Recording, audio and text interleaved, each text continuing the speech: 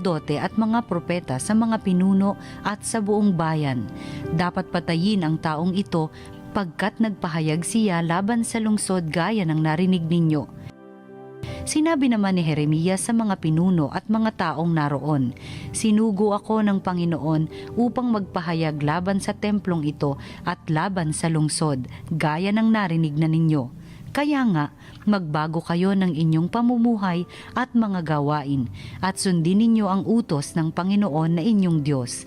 Sa gayon, mahahabag ang Panginoon at hindi niya itutuloy ang parusang inilalaan sa inyo. Ako ay nasa ilalim ng kapangyarihan ninyo. Maaari ninyong gawin ang anumang iniisip ninyong matuwid at makatarungan. Ngunit ito ang inyong tandaan. Pag ako'y pinatay ninyo, pumatay kayo ng taong walang kasalanan. Ito'y magiging sumpa sa inyo at sa lungsod na ito, pati sa lahat ng naninirahan dito, pagkat alam ninyong sinugo ako ng Panginoon upang sabihin sa inyo ang mga bagay na ito." Nang makapagsalita si Jeremias, sinabi ng mga pinuno at lahat ng tao sa mga saserdote at mga propeta, "Hindi dapat hatulan ng kamatayan ang taong ito, sapagkat ipinahayag niya sa atin ang ipinasasabi ng Panginoon." Subalit si Jeremias ay binabantayan ni Ahikam, anak ni Safan, kaya't hindi siya napatay ng mga tao. Ang salita ng Diyos. Poon ako'y iyong dinggin sa panahong iyong ibigin. Iligtas mo ako ay sagipin. Sa putik na ito tubig na malalim. Sa mga kaaway ako'y iligtas din. Huwag mong tulutang ako ay maanod. Dalhin sa malalim at baka malunod. Hahantong sa libing ako pagkatapos.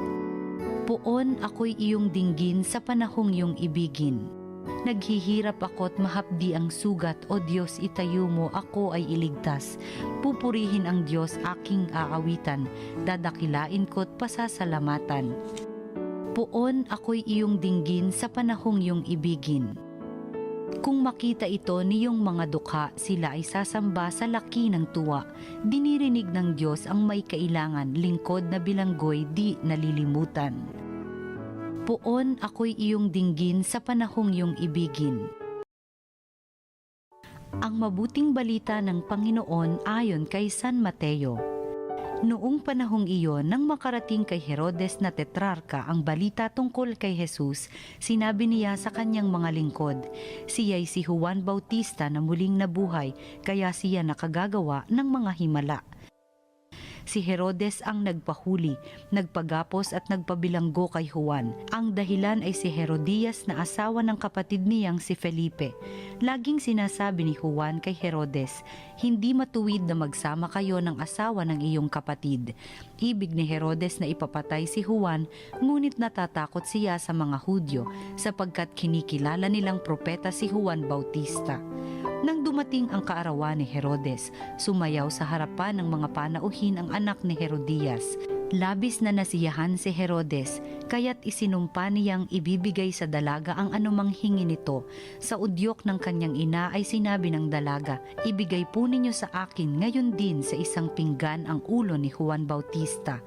Nalungkot ang hari, ngunit dahil sa kanyang pangakong narinig ng mga panauhin, iniutos niyang ibigay iyon sa dalaga, kaya't pinapugutan niya si Juan sa bilangguan. Inilagay ang ulo sa isang pinggan at ibinigay sa dalaga. Dinala naman ito ng dalaga sa kanyang ina.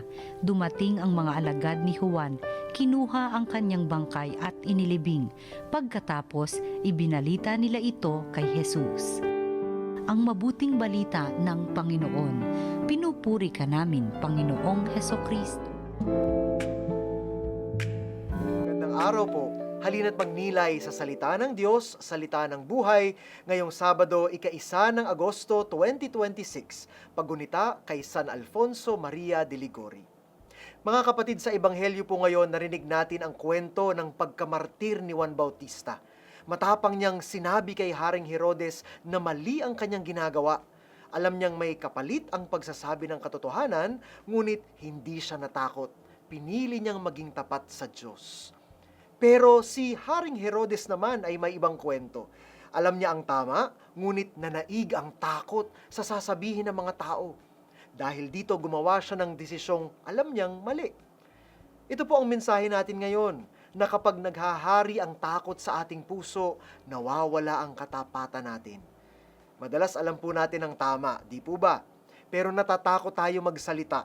Natatakot kang mapintasan o mabash o ma-friendship over. Sa social media, mas madaling sumunod sa agos kaysa manindigan. 'Di ba? Sa trabaho, sa pamilya, sa simbahan, may mga pagkakataong sinusubok tayo ng takot at kaduwagan. Pero hindi po ito ang tawag para sa atin. Tinatawag tayo maging tapat sa gitna ng takot. Mga kapatid, ngayong araw ay pinagdiriwang din po natin si San Alfonso Maria de Ligori. Isa siyang matagumpay na abogado, ngunit iniwan niya ang kanyang propesyon upang sundin ang tawag ng Diyos. Bilang pari, itinatag po niya ang Congregation of the Most Holy Redeemer o ang Redemptorists upang ipangaral ang mabuting balita lalo na sa mga mahihirap at napapabayaan. Marami rin po siyang isinulat patungkol sa awa at habag ng Diyos sa atin.